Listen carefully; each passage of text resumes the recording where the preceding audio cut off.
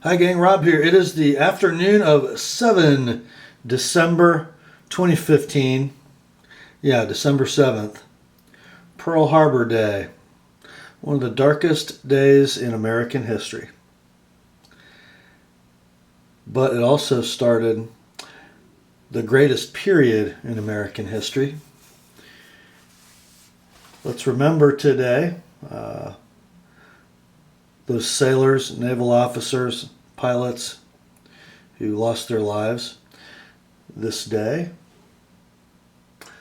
74 years ago.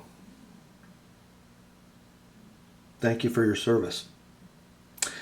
Today we have a From the Sharpening Bench video on a lighter note, on a much more positive note, and kind of fitting, I think, on Pearl Harbor Day. This one from our friends at Kershaw. This is the Launch 1, an aluminum handled automatic knife manufactured by Kershaw in the United States of America. This is the model 7100 BW. BW, of course, stands for blackwash, a coating that I didn't like when I first saw it. It's growing on me because of its durability and ability to hide minor damage. Just a great coating if you like that sort of distressed look. The handle is very svelte, about 470 thousandths thick. Made of 6061 aircraft grade aluminum, hard anodized. And the clip on this knife is a classic. It's the old butter knife. Actually, one of my favorite Kershaw clips. This one is parkerized or black oxide coated, and it carries tip up, right or left handed. Now this knife actually reminds me a great deal of a knife that I owned about 5 years ago from Kershaw. It was called the Breakout. Not the Knockout, the Breakout, which was an aluminum handled auto knife that carried left or right hand tip up only. The button, of course, was right hand only, so if you're a lefty like me, you had to deploy the knife with your index finger, which is not a problem. It does make the knife difficult to close one-handed, I will say, if you're a lefty. If you're a right-hander, not a problem at all. Just do that. If you're a lefty, it's a little more difficult. Requires some machinations, but you get used to it. Auto knives, I think, really are more designed to be closed two-handed anyway. I think one of the things Kershaw does best in their American facility is make really well-designed, well-executed aluminum knife handles, which makes them very well suited to make auto knives. I mean, what is an auto knife? Well, it's a button lock knife with a spring that opens it, and it has to lock both open and closed. Not a problem. Here's another thing I love about this knife. It's about $100 if you can find it. I've noticed that we do have now the Launch 2 and the Launch 3. I don't know if that means that the Launch 1 is discontinued. I hope not. The Breakout didn't last very long. I don't think it was even produced for a year. It seems like they just sort of came and went. We thought Kershaw was out of the auto knife game, and here they are back, better than ever, you might say. The only negative I'm going to give this knife is it has my least favorite Kai pivot of all time. It's this double-sided, non-restrained, round pivot barrel that sometimes does not stay tight. Doesn't seem like it's causing any problems on this knife. This is a customer knife, of course. Belongs to my customer, Scott. The blade, let's look at it. It's pretty cool.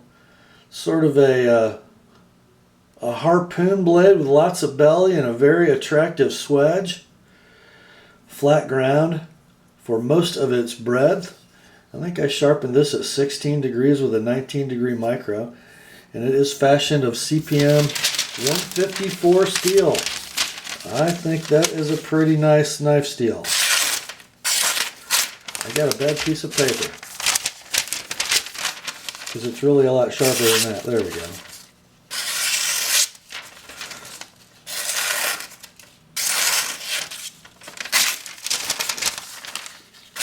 I'm trying to get a nice curve for you guys,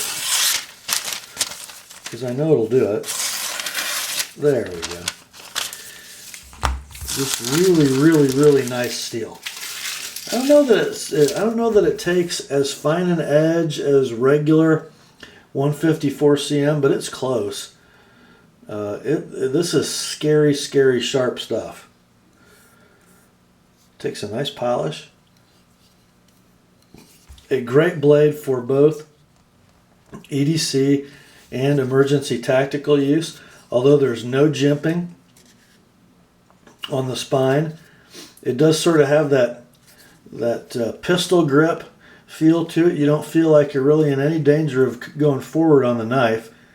In the saber grip, the butt of the knife just buries nicely into a very rigid portion of the hand.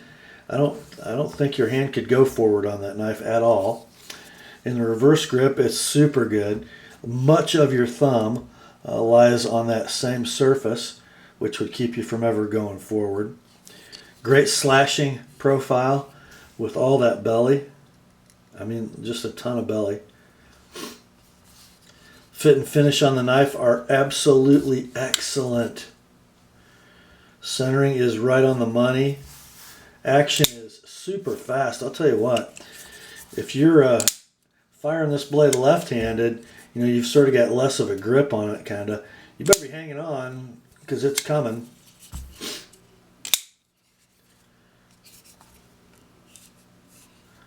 And even with the freedom to fire that fast, I have no side play.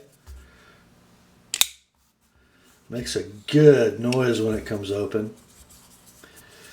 The blade grinding was super good. If you look at the width of that edge bevel, from hilt to tip, it is almost exactly the same width. That tells you that the knife is a very uniform thickness behind the edge for its entire length. It's got sort of a grinder satin on it that you can pick up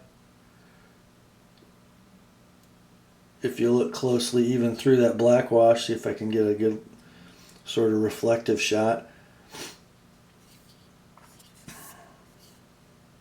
So the black wash, remember, is Kershaw's black DLC coating and then stonewashed. So the edges and the corners of changes in facets sort of get polished. You have that stonewashed look on the flat areas.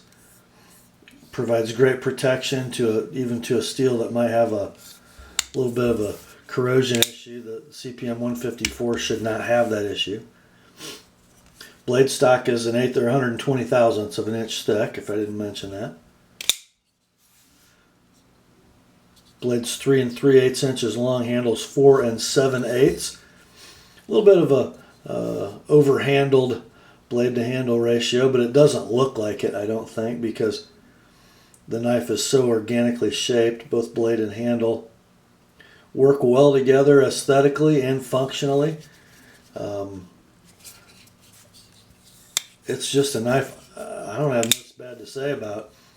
The only issue I had sharpening is I had to make just the slightest choil enhancement to get past the plunge grind, but the choil was already there. It was the same shape. It was just a matter of, you know, removing maybe 20 or 30 thousandths of an inch of material right here at the base of the edge, and then just blending it in to look good. It came out great.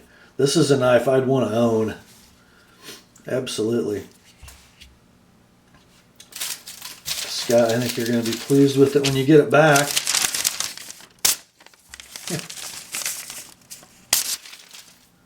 You bet.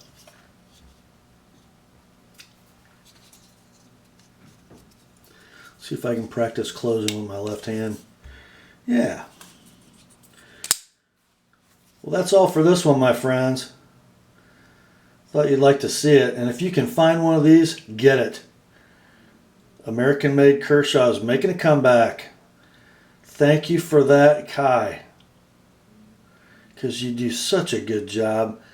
You know, it's nice to be able to buy a Kershaw branded knife from Kai, not a ZT.